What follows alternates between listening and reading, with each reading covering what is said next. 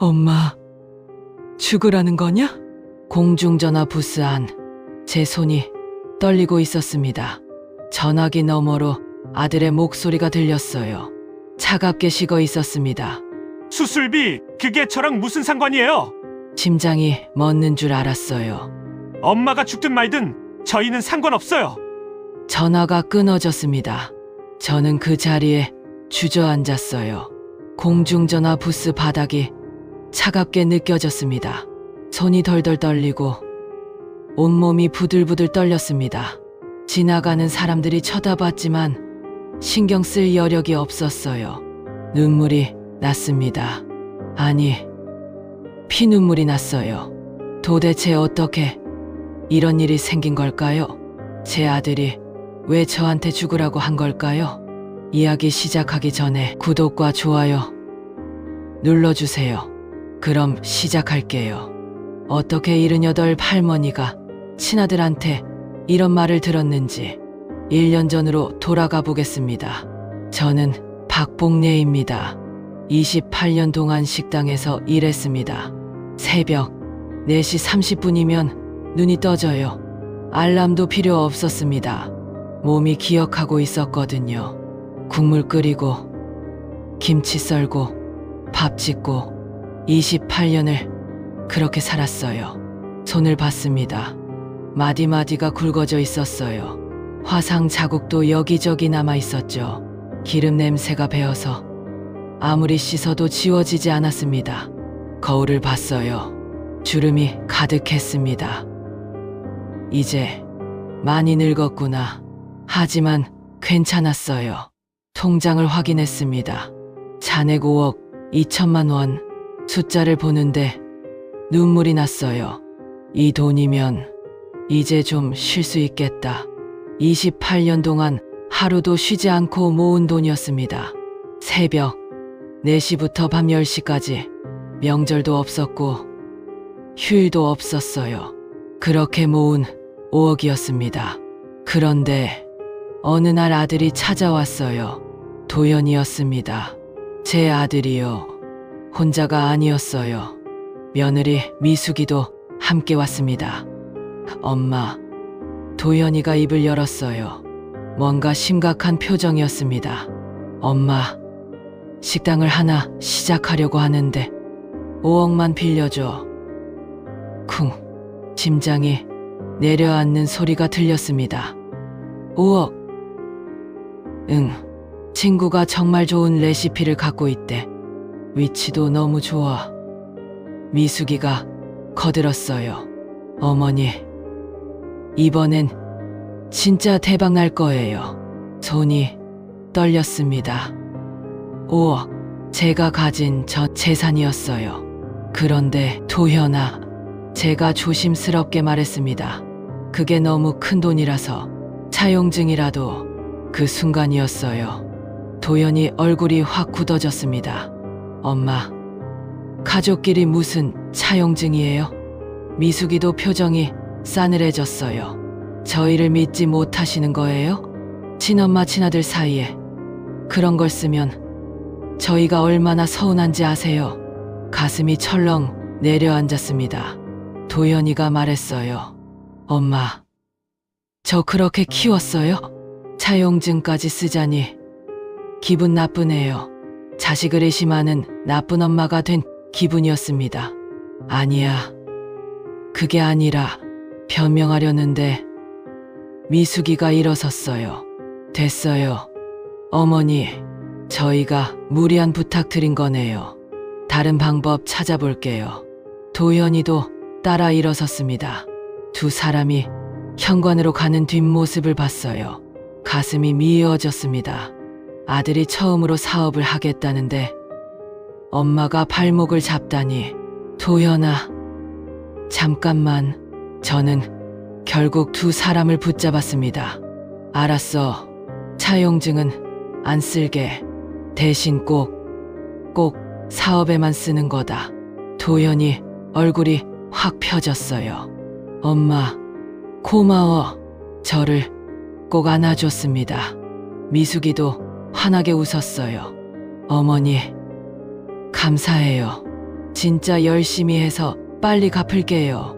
하지만 뭔가 이상했어요. 그 웃음이 너무 밝았습니다. 그리고 가장 충격적인 순간, 도연이가 현관문을 나서면서 중얼거렸어요. 엄마 죽으면 어차피 다 내 거잖아. 미리 받는 거지 뭐. 미숙이가 킥킥 웃었습니다. 그러게, 나중에 상속받을 거 지금 받는 거지 뭐. 저는 그 자리에 얼어붙었어요. 순간 잘못 들었나 싶었습니다. 엄마 죽으면 내 거? 상속을 미리 받는 거라고? 다리가 후들거렸습니다. 벽에 손을 짚었어요. 내가 지금 뭘 들은 거지? 하지만 이미 문이 닫혔어요. 두 사람은 이미 가버렸습니다. 그날 밤 잠을 못 잤습니다. 천장만 뚫어져라 쳐다봤어요. 엄마 죽으면 내 거. 그 말이 귓가에 맴돌았습니다. 아니야, 내가 잘못 들은 거야. 도연이가 그럴 리 없어. 스스로를 다독였습니다. 다음 날 은행에 갔어요. 5억 원 송금하시는 거죠? 네, 손이 떨렸습니다. 각봉에 제 이름을 쓰는데 눈물이 날 것 같았어요. 이거 잘하는 걸까? 딸깍 5억 원 출금, 잔액 20만 원. 28년이 5초 만에 사라졌습니다. 통장을 보는데 손이 떨렸어요. 은행 직원이 물었습니다. 어르신, 괜찮으세요? 얼굴이 안 좋으신데. 네, 괜찮아요. 괜찮을 리가 없었습니다. 밖으로 나왔어요. 햇빛이 눈부셨습니다. 사람들이 오가고 있었어요. 다들 행복해 보였습니다. 저만 무너지고 있었어요. 5억이 사라졌구나. 집으로 돌아오는 길이 멀게만 느껴졌습니다. 버스를 탔어요. 창밖을 봤습니다. 아무것도 보이지 않았어요. 한 달이 지났습니다. 도연이한테 전화를 걸었어요. 도연아, 사업은 잘 되고 있니? 응. 대답이 짧았습니다. 예전 같으면 신나서 이것저것 말했을 텐데요. 그래? 엄마가 보고 싶은데. 엄마, 나 바빠. 나중에 통화하자. 뚝. 전화가 끊어졌어요. 바쁘겠지. 사업 시작이니까. 또 한 달이 지났습니다. 이번엔 문자를 보냈어요. 도연아, 엄마야, 요즘 어떻게 지내니? 문자를 읽었어요. 분명 읽었는데 답장은 없었습니다. 화면을 보는데 가슴이 답답했어요. 석 달째 전화를 걸었습니다. 지금 거신 번호는 없는 번호입니다. 또 걸었어요. 지금 거신 번호는 뭐지? 문자를 보냈습니다. 도연아, 전화 좀 받아라. 발송 실패. 번호가 바뀐 겁니다. 손이 떨렸어요. 왜 번호를 바꾼 거지? 미숙이한테 전화했습니다. 지금 거신 번호는. 미숙이도 번호를 바꿨어요. 가슴이 철렁 내려앉았습니다. 설마 도연이가 말했던 식당 주소를 찾아갔습니다. 분당이었어요. 버스를 2번 갈아탔습니다. 1시간 반이 걸렸어요. 한여름이었습니다. 덥고 습한 날씨에 땀이 등을 타고 흘렀어요. 하지만 참았습니다. 도연이를 만나야 해. 드디어 도착했어요. 간판이 보였습니다. 더 라운지, 키친, 반짝반짝 빛나는 새 간판이었어요. 새 건물이었습니다. 깨끗했고요. 도연이가 정말 식당을 했구나. 조금 안심이 됐습니다. 문을 열고 들어갔어요. 냉방이 시원하게 나오고 있었습니다. 그런데 카운터에 누군가 서 있었어요. 미숙이었습니다. 제 며느리였어요. 하지만 이상했습니다. 완전히 다른 사람 같았어요. 예전에 보던 그 며느리가 아니었습니다. 화장도 진하게 했고 옷도 화려했어요. 무엇보다 표정이 달랐습니다. 차갑고 날카로웠어요. 저기 미숙이가 고개를 돌렸습니다. 저를 보더니 얼굴이 굳어졌어요. 어머니, 왜 여기 오셨어요? 목소리도 달랐습니다. 예전처럼 밝지 않았어요. 차갑고 경계하는 목소리였습니다. 도연이 보러 왔지. 어디 있니? 없는데요. 오늘 안 나왔어요. 그럼 언제 오는데? 모르겠는데요. 뭔가 이상했어요. 미숙이가 저를 피하고 있었습니다. 미숙아, 너 왜 이래? 내가 보기 싫어? 바빠서요. 손님 받아야 해서. 하지만 가게에는 손님이 없었어요. 텅 비어 있었습니다. 미숙이가 핸드폰을 만지작거렸어요. 뭔가를 누르는 것 같았습니다. 미숙아, 5억 말이야. 어머니. 미숙이가 저를 똑바로 쳐다봤습니다. 그 눈빛이 너무 낯설었어요. 제가 아는 며느리의 눈이 아니었습니다. 마치 완전히 다른 사람 같았어요. 그 돈 얘기는 하지 마세요. 도연 씨가 알아서 할 거예요. 하지만 어머니, 죄송하지만 나가주세요. 장사 방해되거든요. 심장이 철렁 내려앉았습니다. 뭐라고? 나가달라고요. 미숙이가 문을 가리켰어요. 믿을 수가 없었습니다. 제 며느리가 저를 쫓아내고 있었어요. 이게 내가 아는 미숙이가 맞나? 밖으로 나왔습니다. 다리가 후들거렸어요. 벽에 기댔습니다. 방금 그게 미숙이가 맞나? 완전히 다른 사람 같았습니다. 예전에 제 손을 꼭 잡고 어머니 감사해요라고 하던 그 며느리가 아니었어요. 햇빛이 눈부셨습니다. 어지러웠어요. 버스 정류장까지 겨우 걸어갔습니다. 의자에 앉았어요. 한참을 그렇게 앉아 있었습니다. 5억이 어디로 간 거지? 도연이는 왜 안 보이는 거지? 미숙이는 왜 저렇게 변한 거지? 머릿속이 복잡했습니다. 집에 돌아왔어요. 잠이 오질 않았습니다. 방 안에서 TV 불빛만 희미하게 깜박였죠. 배가 고팠습니다. 전기밥솥을 열었어요. 밥 한 공기가 남아 있었습니다. 냉장고를 열었어요. 반찬은 김치 한 조각뿐이었습니다. 탕이 너무 초라했어요. 예전에는 도연이한테 이것저것 해주려고 냉장고가 꽉 찼었는데 이제는 김치 한 조각. 내가 언제 이렇게 혼자 밥을 먹게 됐지? 숟가락을 들었습니다. 떨렸어요. 밥을 한 숟가락 떴는데 손에서 숟가락이 떨어졌습니다. 땡그랑 눈물이 밥 위로 뚝 떨어졌어요. 그날의 김치는 유난히 짰습니다. 아니, 제 눈물이 짠 거였죠. 그로부터 석 달이 지났습니다. 여름이 가고 가을이 왔어요. 하지만 제 마음은 계속 겨울이었습니다. 도연이한테서는 여전히 연락이 없었어요. 통장 잔액은 계속 줄어들고 있었습니다. 잔액 8만 원.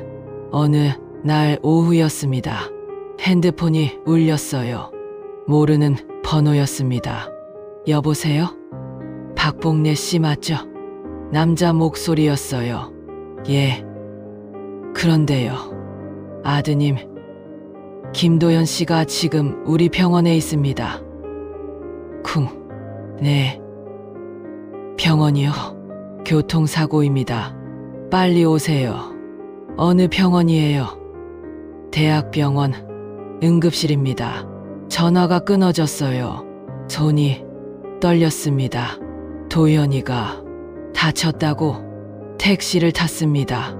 대학병원으로 빨리 가주세요. 30분이 영원처럼 길었어요. 창밖을 보는데 아무것도 보이지 않았습니다.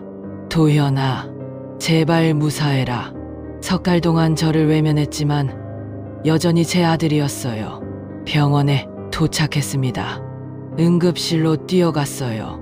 숨이 찼지만 멈출 수 없었습니다. 김도현 환자 보호자시죠? 네. 제가 엄마예요. 이쪽으로 오세요. 복도를 따라갔어요. 커튼이 쳐진 침대가 보였습니다. 커튼을 열었어요. 도연이가 누워 있었습니다. 얼굴에 붕대가 감겨 있었어요. 도연아, 목소리가 떨렸습니다. 도연이가 눈을 떴습니다. 저를 봤어요. 그런데 그 눈빛이 차갑게 식어 있었습니다. 왜 왔어요? 왜 왔냐고요? 가슴에 칼이 꽂히는 것 같았어요. 도연아, 엄마야, 내가 다쳤다는데 어떻게 안 와? 필요 없어요. 그냥 가세요. 그때였습니다. 커튼 밖에서 목소리가 들렸어요. 오빠, 물 떠왔어. 커튼이 열렸습니다. 미숙이었어요. 석 달 만에 보는 며느리였습니다. 저를 보는 순간 얼굴이 굳어졌어요. 어머니, 왜 여기 계세요? 목소리가 싸늘했습니다. 식당에서 봤을 때보다 더 차갑게 식어 있었어요. 미숙아, 도연이가 다쳤다는데 엄마니까 왔지. 알았으니까 이제 가보세요. 미숙이가 도연이 옆에 섰습니다. 저를 내려다보는 눈빛이 낯설었어요. 마치 적을 대하는 것처럼 차갑게 굳어 있었어요. 저희 쉬어야 하거든요. 미숙아, 제가 말을 잇지 못하는데 도연이가 입을 열었어요. 엄마, 저 괜찮아요. 이제 그만 가세요. 그래도 난 내 엄마잖아. 내가 다쳤는데. 도연이가 고개를 돌렸습니다. 미숙이가 차갑게 말했습니다. 어머니, 저희가 바쁘다니까요. 빨리 나가주세요. 그 순간 가슴이 무너져 내렸어요. 내 아들이 다쳤는데 엄마를 이렇게 내쫓는구나. 5억을 줬는데도 나중에 전화할게요. 가세요. 도연이가 차갑게 말했습니다. 저는 아무 말도 할 수 없었어요. 비틀거리며 병실을 나왔어요. 병원 복도에 주저앉았습니다. 간호사가 다가왔어요. 어르신, 괜찮으세요? 괜찮을 리가 없었습니다. 저는 한참을 그렇게 앉아서 울었어요. 지나가는 사람들이 쳐다봤지만 신경 쓸 여력이 없었습니다. 5억을 주고도 아들이 다쳤다고 걱정돼서 왔는데 쫓겨나다니. 처음부터 나를 이용한 거였구나. 그로부터 석 달이 지났습니다. 제 몸이 이상해지기 시작했어요. 밥을 제대로 먹지 못했습니다. 잠도 못 잤어요. 체중이 10kg이나 빠졌습니다. 어느 날 아침 일어나는데 어지러워서 쓰러졌습니다. 쿵, 바닥이 차갑게 느껴졌어요. 한참을 누워있다가 겨우 일어났습니다. 거울을 봤어요. 이마에 멍이 들어 있었습니다. 이러다 큰일 나겠다. 병원에 갔어요. 검사를 받았습니다. 혈압도 재고 피도 뽑고 엑스레이도 찍었어요.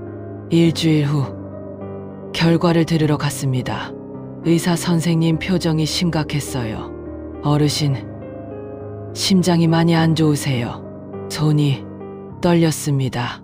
스트레스와 영양 부족으로 심장 기능이 많이 약해졌어요. 수술을 받으셔야 합니다. 빨리요. 이대로 두면 위험합니다. 머리가 하얘졌습니다. 비용은 얼마나 될까요? 수술비와 입원비 합쳐서 2천만 원 정도 예상하시면 됩니다. 2천만 원. 제 통장에는 5만 원밖에 없었어요. 선생님, 수술 안 하면 안 될까요? 어르신, 생명이 달린 문제예요. 꼭 하셔야 합니다. 의사 선생님이 안타까운 표정으로 고개를 저었어요. 병원에서 나왔습니다.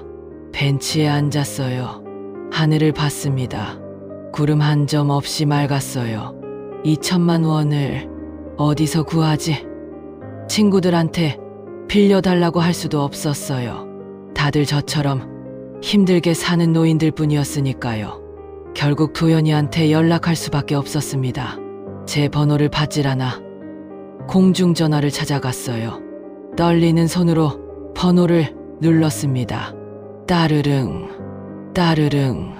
한참을 기다렸어요. 여보세요. 도연이 목소리였습니다. 심장이 쿵쾅거렸어요. 도연아, 엄마야. 엄마. 당황하는 게 느껴졌습니다. 도연아, 엄마가 아파. 병원에서 수술 받아야 한대. 침묵이 흘렀어요. 길고 무거운 침묵이었습니다. 그게 저랑 무슨 상관이에요? 귀를 의심했습니다. 뭐라고? 엄마 병은 저희 책임 아니잖아요. 수술비가 2천만 원이 필요해. 제발 도와줘. 목소리가 떨렸어요. 엄마, 저희도 힘들어요. 애들 학원비에, 생활비에. 뒤에서 여자 목소리가 들렸습니다. 미숙이었어요. 누구야? 또 시어머니. 응, 수술비 달래. 2천만 원. 말도 안 돼. 우리도 애들 키우느라 힘들다고. 전화기 너머로 미숙이의 목소리가 또렷하게 들렸습니다. 도연이가 다시 말했어요. 엄마, 들으셨죠? 저희도 힘들어요. 도와드릴 형편이 안 돼요. 그래도 난 내 엄마잖아. 목소리가 떨렸어요. 죽을 수도 있다니까. 그건 어쩔 수 없는 거 아니에요? 저희가 어머니 병을 만든 것도 아니고. 가슴이 무너져 내렸습니다. 도연아, 5억을. 내가 5억을 줬잖아. 그건 그거고 이건 이거죠. 도연이 목소리가 차갑게 식어 있었습니다. 도연아, 엄마, 저 바빠요. 끊을게요. 뚝. 전화가 끊어졌습니다. 저는 공중전화 부스에서 한참을 서 있었어요. 전화기를 내려놓지 못하고 그냥 쉬고 있었습니다.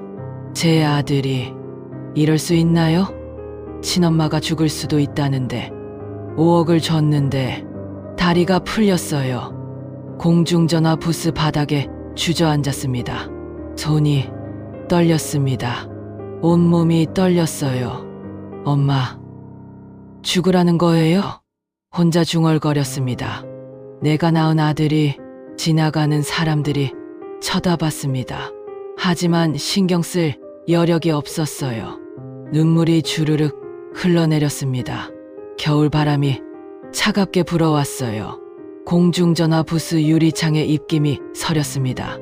끝났구나. 그때 핸드폰이 울렸습니다. 또 도연이었어요. 혹시나 해서 받았습니다.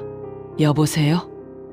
엄마, 도연이 목소리였어요. 미안하다고 할까? 잠깐 희망이 생겼습니다. 저희가 생각해봤는데요. 응? 엄마 집이 있잖아요. 집, 그거 팔면 수술비 나오지 않아요? 우리한테 돈 달라고 하지 말고 집 팔아서 하세요. 쿵, 심장이 멎는 것 같았습니다. 그 집을 팔라고. 네, 엄마 혼자 사는데 그렇게 큰 집 필요 없잖아요. 팔고 작은 데로 가시면 되죠. 뒤에서 미숙이 목소리가 들렸습니다. 도연아, 그 집이 너희 아빠랑 같이 산. 엄마, 이제 옛날 얘기하지 마세요. 현실적으로 생각하세요. 그럼 끊을게요. 집 처분하시고 연락하세요. 또 전화가 끊어졌습니다. 저는 그 자리에 무너졌어요. 집까지 팔라고. 남편이랑 30년 산 집을 5억도 모자라서 집까지 눈물이 멈추지 않았습니다. 집으로 돌아왔습니다. 다리가 후들거려서 제대로 걸을 수가 없었어요. 한 걸음 한 걸음이 고통이었습니다. 집에 도착해서 소파에 쓰러지듯 앉았어요. 온몸에 힘이 하나도 없었습니다. 거실을 둘러봤습니다. 저기 소파는 남편이랑 같이 고른 거였어요. 저 TV는 도연이 대학 합격하고 산 거였고요. 벽에 걸린 사진들, 도연이 어렸을 때 사진들이 가득했습니다. 이 집을 팔라고 똑똑똑 문 두드리는 소리가 들렸어요. 복례야, 복례야. 이웃 김 여사 목소리였습니다. 문을 열었어요. 김 여사가 깜짝 놀랐습니다. 복례야, 얼굴이 왜 그래? 완전히 죽상이잖아. 저는 더 이상 참을 수 없었어요. 와락 울음을 터뜨렸습니다. 김 여사가 황급히 저를 안았어요. 복례야, 무슨 일이야? 말 좀 해봐. 김 여사가 저를 부축해서 소파에 앉았습니다. 괜찮아, 괜찮아. 천천히 말해봐. 한참을 울고 나서 말했습니다. 모든 걸요. 도연이한테 5억을 빌려준 것, 번호가 바뀐 것, 식당에서 미숙이를 만난 것, 병원에서 냉대받은 것, 심장 수술이 필요한데 돈이 없는 것, 수술비를 거절당한 것, 집까지 팔라고 한 것까지 다 말했어요. 김 여사 눈에도 눈물이 맺혔습니다. 그 나쁜 놈들, 어떻게 그럴 수가 있어? 내가 자식을 잘못 키웠어요. 아니야. 김 여사가 제 손을 꼭 잡았어요. 복례 잘못이 아니야. 그놈들이 나쁜 놈들이지. 다 제 팔자예요. 무슨 팔자야? 그건 범죄야. 범죄. 복례야. 들어. 김 여사가 진지하게 말했습니다. 그냥 당하고 있으면 안 돼. 뭘 할 수 있겠어요. 차용증도 없는데. 차용증 없어도 방법이 있어. 김 여사가 말했어요. 계좌 이체 내역 있잖아. 계좌 이체 내역 있잖아. 그것만 있어도 소송할 수 있대. 소송. 희망이 보이는 것 같았습니다. 하지만 동시에 두려웠어요. 아들을 상대로 소송을 한다는 게 김 여사. 그래도 제 아들인데 아들이 뭐가 아들이야? 김 여사 목소리에 힘이 들어갔어요. 복례 죽으라고 하는데 그게 아들이야? 집까지 팔라는 놈이 무슨 아들이야? 살아야 해. 복례야, 내 돈 찾아야 해. 이대로 죽을 순 없잖아. 김 여사가 제 양 어깨를 잡고 말했어요. 복례야, 내 친구가 비슷한 일 겪었는데 변호사 통해서 돈 받아냈어. 너도 할 수 있어. 꼭 해야 해. 그날 밤 잠을 이룰 수 없었습니다. 천장을 보며 계속 생각했어요. 정말 아들을 고소해야 할까? 하지만 다른 방법이 없었습니다. 이대로 죽을 수는 없었어요. 제가 살아야 했으니까요. 집도 지켜야 했고요. 새벽이 되자 결심이 섰습니다. 해야 해. 제가 살아야 해. 일어나서 옷을 갈아입었어요. 거울을 봤습니다. 잘할 수 있어. 복례야.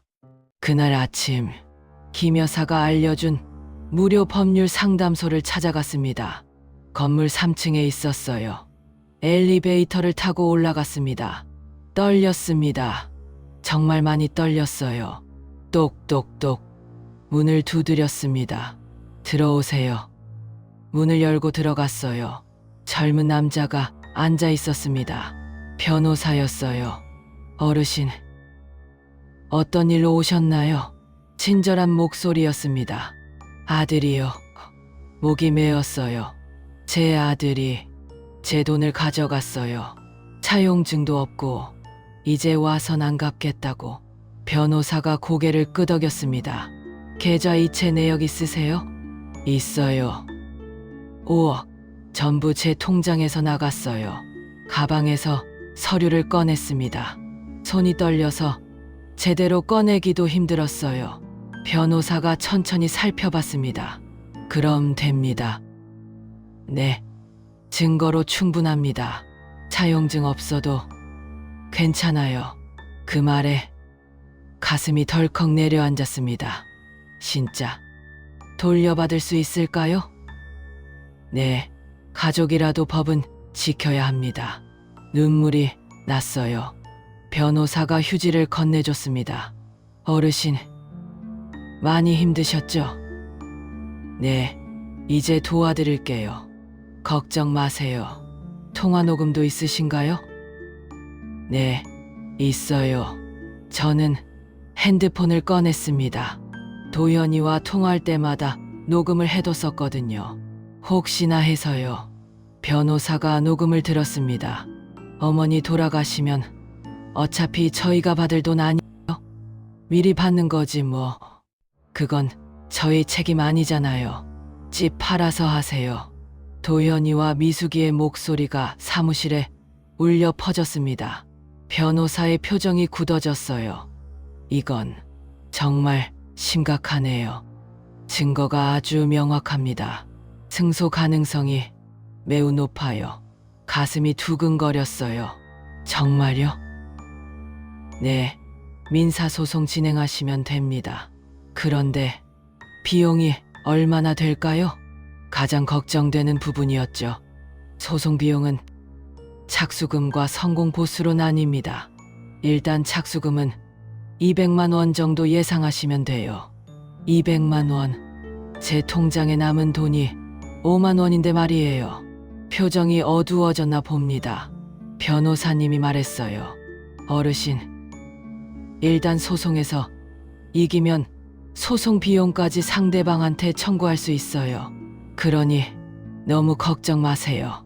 그럼 제가 승소하면 아들이 소송 비용도 내는 건가요? 그렇습니다. 원금과 이자, 소송 비용까지 다 받으실 수 있어요. 조금 안심이 됐습니다.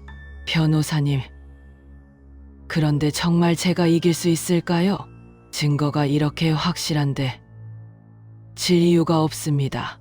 녹음 내용도 충격적이고 계좌 이체 내역도 명확하고요. 걱정 마세요. 변호사님의 말에 용기가 났어요. 그럼 소송 진행하겠습니다. 좋은 결정하셨어요. 제가 최선을 다해 도와드리겠습니다. 저는 그날 서류에 사인을 했습니다. 손이 떨렸지만 눈은 단단했어요. 각봉례, 제 이름을 또박또박 썼습니다. 78년 인생에서 처음으로 저를 위해 싸우는 것 같았습니다. 착수금은 어떻게 하시겠어요? 제가 집에 조금 있어요. 가져올게요. 거짓말이었습니다. 하지만 어떻게든 구해야 했어요. 사무실을 나왔습니다. 김 여사한테 전화를 걸었어요. 여사, 나 좀 도와줄 수 있어? 왜? 무슨 일인데? 착수금이 200만 원이 필요해. 알았어. 내가 빌려줄게. 여사, 눈물이 났습니다. 고마워. 정말 고마워. 복례야. 우리 이웃 아니야. 당연한 거지.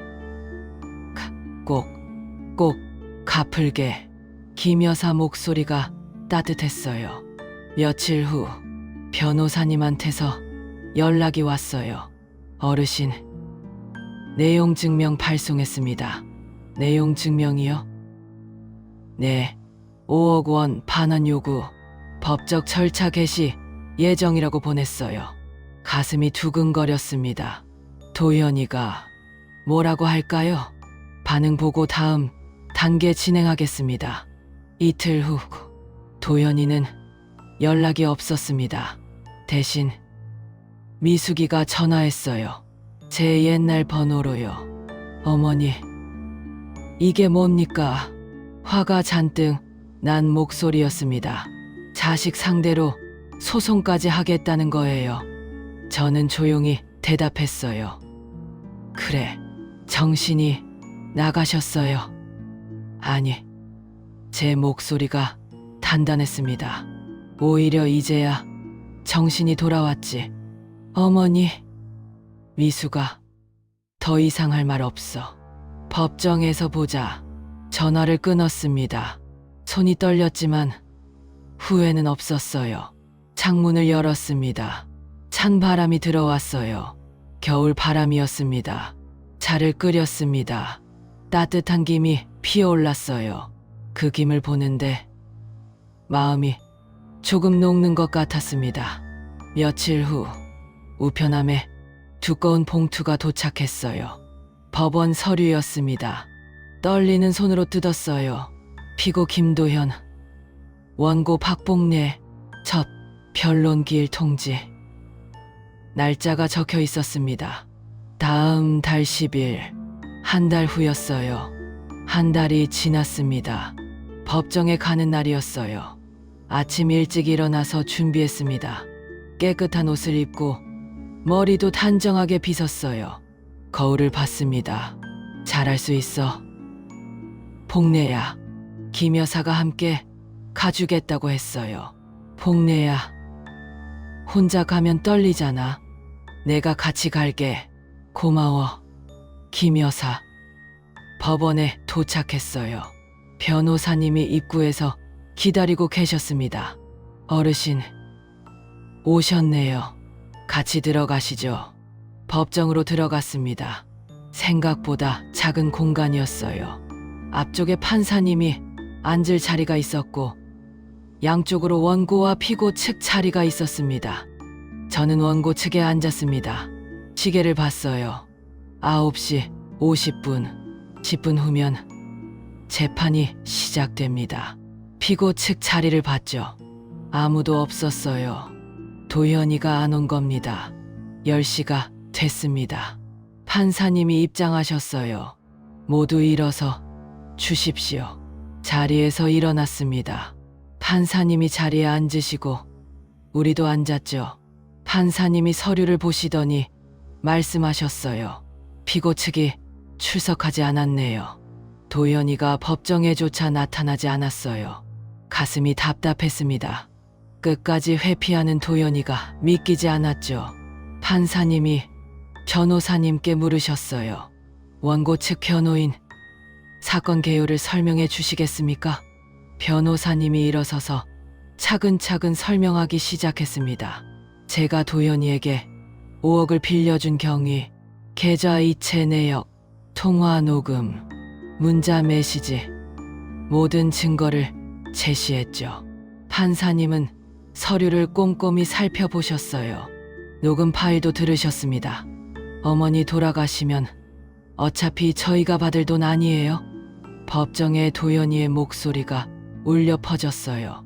창피했습니다. 제 아들이 이런 말을 했다는 게요. 미리 받는 거지 뭐. 그건 저희 책임 아니잖아요. 집 팔아서 하세요. 미숙이 목소리도 흘러나왔죠. 판사님의 표정이 굳어졌어요. 판사님이 녹음을 멈추고 고개를 저으셨습니다.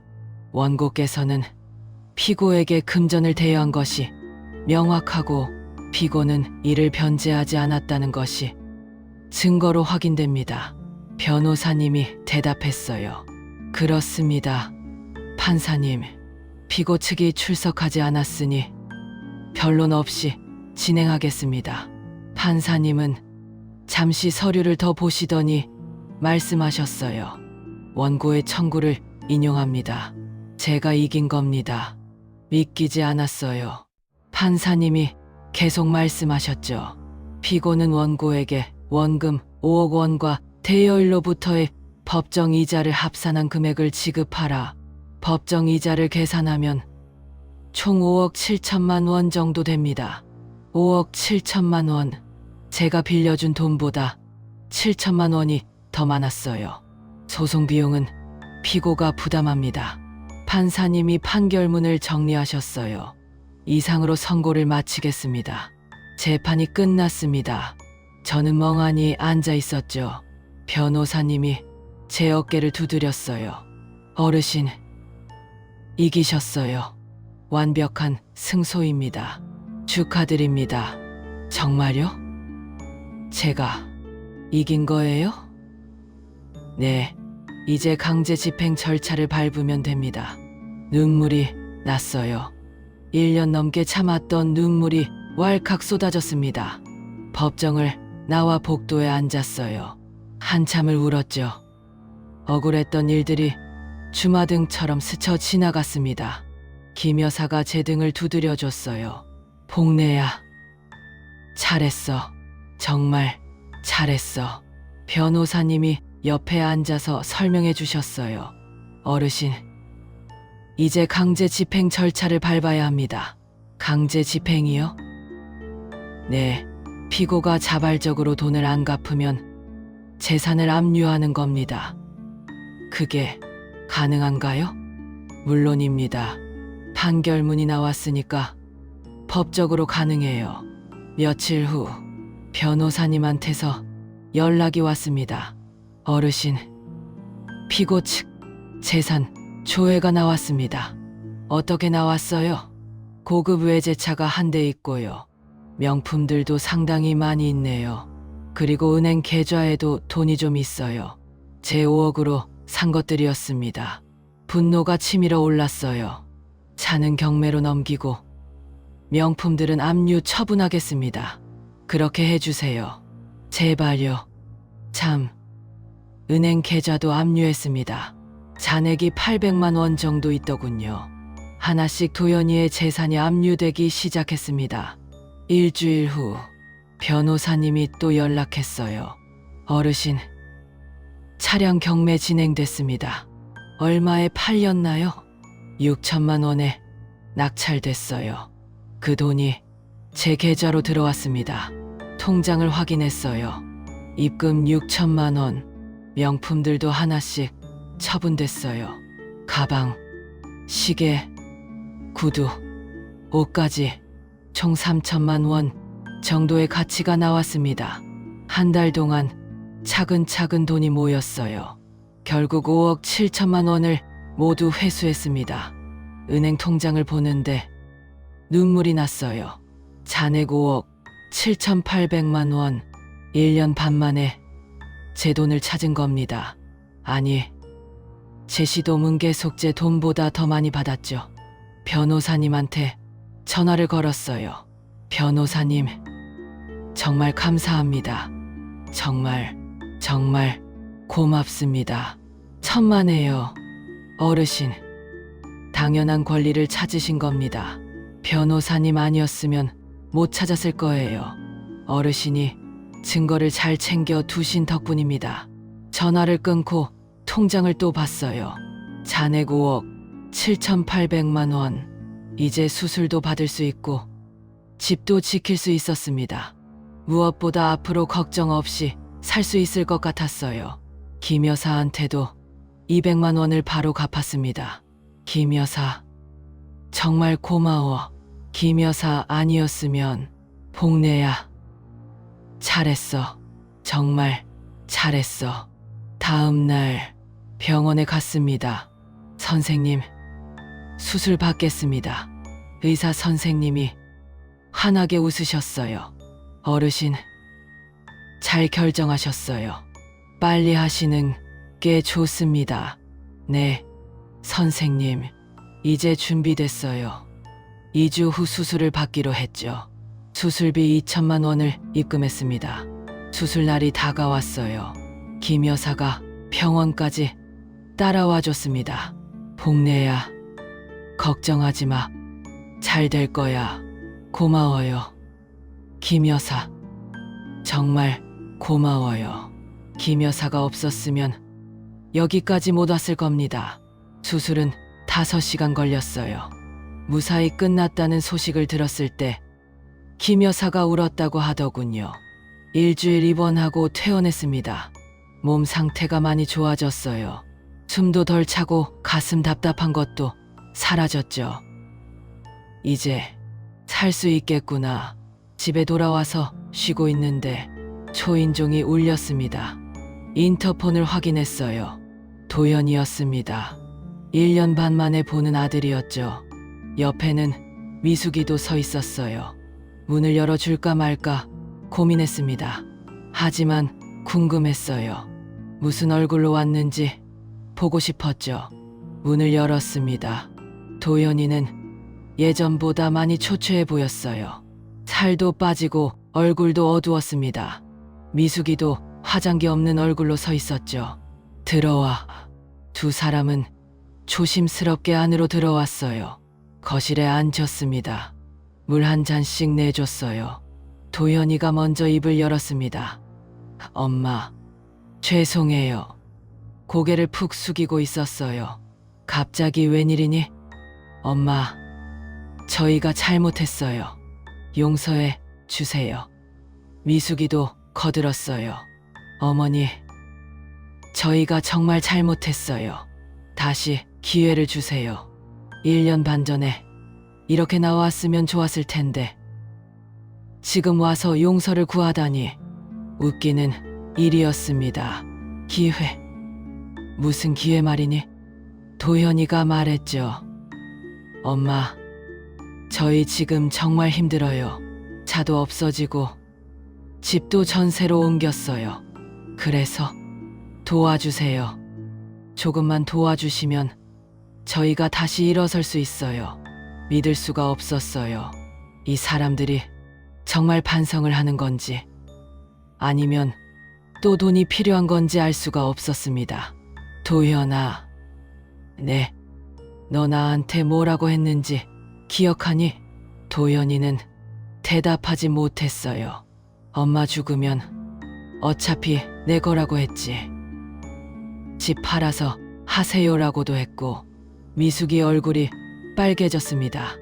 엄마가 죽을 수도 있다고 했는데 저희 책임 아니다라고 했지.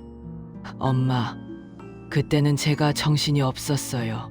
정말 죄송해요. 도연이가 눈물을 흘렸어요. 하지만 제 마음은 전혀 움직이지 않았습니다. 도연아, 네, 넌 이제 내 아들이 아니야. 엄마, 나한테 그렇게 할 수 있는 사람은 내 자식이 아니야. 미숙이가 다급하게 말했습니다. 어머니, 그래도 피는 못 속이잖아요. 저희 용서해 주세요. 피. 저는 웃었어요. 그 피가 뭐가 중요해? 내가 죽어도 상관없다던 사람들이, 집까지 팔라던 사람들이, 두 사람은 이상할 말이 없는 듯 고개만 숙이고 있었습니다. 저는 차갑게 말했어요. 나가줘. 다시는 오지 마. 엄마, 제발 나가라고 했어. 목소리에 힘을 줬습니다. 도연이와 미숙이는 결국 일어섰어요. 현관으로 가면서 도연이가 뒤돌아봤습니다. 엄마, 정말 죄송해요. 죄송하다는 말 듣고 싶지 않아. 그냥 가. 문을 닫았습니다. 두 사람이 계단을 내려가는 소리가 들렸어요. 저는 소파에 앉아서 한참을 가만히 있었습니다. 마음이 편했어요. 후회도 미련도 없었습니다. 다음 날 변호사 사무실을 찾아갔습니다. 어르신, 웬일이세요? 변호사님, 유언장을 쓰고 싶어요. 유언장이요? 네, 제 아들한테는 상속 일체 안 하겠다는 내용으로요. 변호사님이 고개를 끄덕였어요. 알겠습니다. 유언장 작성해 드리겠습니다. 유언장을 쓰기 시작했습니다. 제 재산은 아들 김도현에게 상속하지 않는다. 생전 증여도 일체하지 않는다. 만약 제가 죽은 후 상속 분쟁이 생기면 이 유언장이 법적 효력을 갖는다. 또박또박 적어 내려갔어요. 어르신, 공증까지 받으시는 게 좋겠어요. 공증이요? 네, 그래야 법적으로 완벽하게 효력이 생깁니다. 그럼 공증 받겠습니다. 공증사무소에 가서 절차를 밟았어요. 직원분이 유언장을 검토하고 도장을 찍어줬습니다. 이제 완벽했습니다. 도연이는 제가 죽어도 한 푼도 받지 못할 겁니다. 집에 돌아오는 길이 가벼웠어요. 할 일을 다 한 것 같았습니다. 일주일 후 김 여사 집에서 이웃들이 모였습니다. 다들 제 이야기를 들었는지 궁금해했어요. 복례 씨, 아들한테 돈 받았다며? 응, 다 받았어. 어떻게 받은 거야? 차용증도 없었잖아. 저는 차근차근 설명했습니다. 소송한 것, 이긴 것, 강제 집행으로 돈 받은 것까지 다들 놀라워했어요. 대단하다. 복례 씨, 나였으면 그냥 포기했을 텐데 포기하면 죽는 거였어. 살려고 한 거지. 다들 웃었어요. 저도 웃었습니다. 1년 반 만에 처음 웃는 것 같았습니다. 근데 복례 씨, 아들이 찾아왔다며? 응, 왔어. 용서해 달라고. 그래서 내쫓았지. 이제 내 자식 아니라고 했어. 다들 고개를 끄덕였어요. 잘했어. 그런 자식은 자식도 아니야. 이웃 한 분이 물었습니다. 상속은 어떻게 할 거야? 유언장 썼어. 한 푼도 안 줄 거야. 공증도 받았어? 당연하지. 완벽하게 처리했어. 다들 제 결정을 지지해 줬어요. 복례 씨, 이제 내 인생 살아. 아들 생각은 접어. 그럴 거야. 남은 인생은 나를 위해 살 거야. 그날 밤 집에 돌아와서 통장을 봤습니다. 5억 7천만 원에서 수술비와 생활비를 쓰고도 5억이 넘게 남아 있었어요. 이 돈으로 편하게 살 수 있을 겁니다. 창밖을 봤어요. 달이 밝게 떠 있었습니다. 저는 달을 보며 중얼거렸습니다. 여보, 나 잘했지? 남편이 살아 계셨으면 뭐라고 했을까요? 아마 잘했다고 했을 것 같아요. 자식한테 당하고만 살 수는 없으니까요. 다음 날 아침 일찍 일어났습니다. 오랜만에 기분이 좋았어요. 시장에 가서 장을 봤습니다. 좋은 과일도 사고 고기도 샀어요. 집에 와서 맛있는 음식을 만들었습니다. 혼자 먹는 밥이었지만 행복했어요. 밥을 먹으면서 생각했습니다. 이제 진짜 새로운 시작이구나. 88년을 살았지만 이제부터가 진짜 제 인생인 것 같았어요. 아들 눈치 보지 않고 돈 걱정하지 않고 제가 하고 싶은 대로 사는 거죠. 며칠 후 김 여사가 전화를 했어요. 복례 씨, 다음 주에 여행 가자. 제주도 어때? 좋아. 가자. 1년 반 만에 처음으로 설레는 일이 생겼습니다. 여행 준비를 하면서 거울을 봤어요. 제 얼굴에 미소가 떠올라 있었습니다. 이 미소를 잃지 말아야겠다고 다짐했습니다. 도연이 생각은 이제 하지 않기로 했어요. 제 인생에서 지워버리기로 했습니다. 대신 저를 아껴 주는 사람들, 김 여사 같은 이웃들과 행복하게 살 거예요. 저녁에 베란다에 나가 앉았습니다. 바람이 시원하게 불어왔어요. 하늘의 별들이 반짝이고 있었습니다. 저는 별을 보며 생각했어요. 남은 인생, 저를 위해 살 겁니다. 아무도 저를 함부로 대하지 못하게 할 거예요. 88년 만에 처음으로 제대로 된 선택을 한 것 같았습니다. 후회 없어요. 미련도 없고요. 그저 앞으로 펼쳐질 제 인생이 기대될 뿐입니다. 오늘의 이야기는 여기까지입니다. 인생은 정말 짧아요. 남을 위해서만 살기에는 말이에요. 진짜 중요한 건 내가 행복한지, 내가 원하는 삶을 살고 있는지예요. 지금 이 순간이 여러분 인생의 새로운 시작점이 될 수 있어요. 여러분 모두 행복하세요. 그럼 다음 이야기에서 또 만나요. 그리고 구독과 좋아요도 잊지 말고 꼭 눌러주세요. 감사합니다.